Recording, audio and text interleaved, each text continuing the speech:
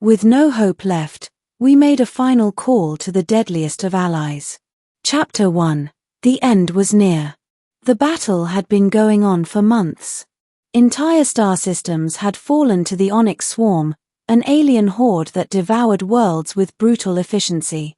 Cities were ash, fleets reduced to wreckage, colonies erased from existence. Admiral Kara Drax stared at the holomap of the galaxy, watching red icons, fallen worlds, multiply with every passing hour. Her voice trembled as she addressed the remaining council representatives. "We're out of options," she said. "Our fleets are shattered. Every plan has failed. Humanity is the last hope." The room was silent. Chapter 2. The Call. No one had wanted to make the call. Humans were unpredictable, violent, and terrifying. Their methods were unconventional, their strategies incomprehensible to most species. The stories were whispered like legends, fleets destroyed single-handedly by a handful of human ships, entire alien armies routed by soldiers who seemed unstoppable. But with no planets left, no allies strong enough, they had no choice. Kara activated the communications relay. The human signal responded almost immediately, a crackling, unfiltered voice. "This is Captain Mara Raines. You've made the right call. What's the situation?" The council froze. The humans didn't hesitate. They didn't demand favors. They didn't question why the galaxy had waited until the brink of extinction. They simply asked for coordinates. Chapter 3. The Arrival. 2 days later, the first human ships arrived. Not a fleet, not a parade, they were stripped-down vessels, armored and armed beyond recognition. Even so, the council advisors whispered among themselves, "These few ships won't last an hour against the swarm." They underestimated the humans. The first encounter happened in the Andros expanse. Swarm tendrils extended across the system, tearing apart moons and mining stations. The humans arrived, weapons humming, engines blazing, and went straight into the heart of the horde. No formations. No conventional tactics. Just pure, lethal efficiency. Chapter 4. The Turning Point. Admiral Drax watched through the tactical viewport as the humans moved like predators. Small squads boarded enemy carriers, taking control of weapons systems from inside. Ships accelerated through swarm lines, detonating themselves strategically to destroy entire wings of enemy vessels. The swarm responded with overwhelming force, but the humans didn't falter. Even damaged ships kept fighting. Even when cornered, human soldiers turned weapons against impossible odds and survived. "Impossible," muttered a storied officer. "They should have been annihilated." Kara didn't speak. She only watched, hope beginning to flicker after months of despair. Chapter 5. The Ground War. The swarm tried a direct assault on populated worlds. Humans were already there.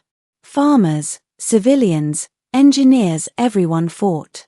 Explosives were rigged, automated defenses recalibrated on the fly, and survivors led counterattacks that made seasoned generals stare in disbelief. Entire alien squads fell to a handful of humans armed with nothing but rifles and determination. And when the humans fell, they came back fighting. Even Deathworlders, the humans raised on lethal planets, led charges that turned ambushes into traps for the swarm. Chapter 6. The Legends. Reports began to circulate across the galaxy. Human soldiers were seen fighting dozens of enemies at once, surviving bombardments that should have vaporized them. Human ships outmaneuvered squadrons 10 times their size. Entire swarm formations evaporated in seconds from seemingly random human tactics. The Council's old generals whispered the stories in fear. The humans, they are not just soldiers. They are a force of nature. The swarm, once fearless, began to retreat in confusion and terror. For the first time, they encountered an enemy they could not predict or intimidate. Chapter 7. The counterstrike. Kara's fleets, inspired by the humans, began to fight differently. The humans didn't command, they led by example. Alien pilots adapted human maneuvers, soldiers learned human improvisation, engineers rebuilt ships with human ingenuity. And then came the counterstrike. The humans led boarding parties straight into the swarm's command vessels. Explosions echoed across the battlefield, and one by one, the swarm's leaders fell. With their hierarchy shattered, coordination collapsed. Panic spread. What had once seemed invincible now began to crumble. Chapter 8. The Victory. The final battle took place over the capital world of the swarm. The galaxy watched in awe as humans led the charge. Ships flew in unpredictable formations, soldiers struck where the swarm least expected, and entire fleets fell in a matter of hours. When the last swarm mothership detonated, the silence was deafening. The galaxy had survived. Worlds had been spared.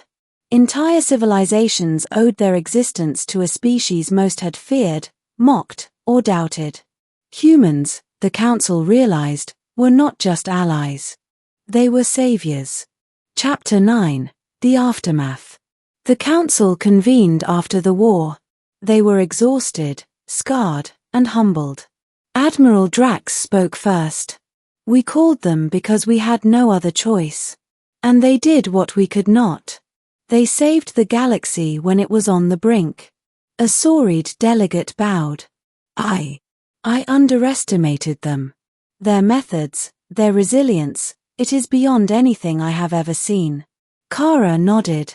We all did. And now we know that if the galaxy faces extinction again, we do not fight alone. We call the humans. The room fell silent, each delegate reflecting on the truth. Sometimes, the most feared species, the most dangerous, unpredictable ally was exactly what they needed. Chapter 10. The Legacy. Years later, memorials were erected. Planets once lost to the swarm were rebuilt. Humanity was celebrated across the galaxy not as conquerors, not as overlords, but as allies. But the humans themselves did not boast. They did not seek praise. They simply returned to their worlds, trained new soldiers, and waited. Because in their eyes, survival was a responsibility, not glory. And somewhere, in every fleet and every colony, the story was whispered. When all hope was gone, we called the deadliest of allies. And they answered. The galaxy had learned a lesson that would never be forgotten.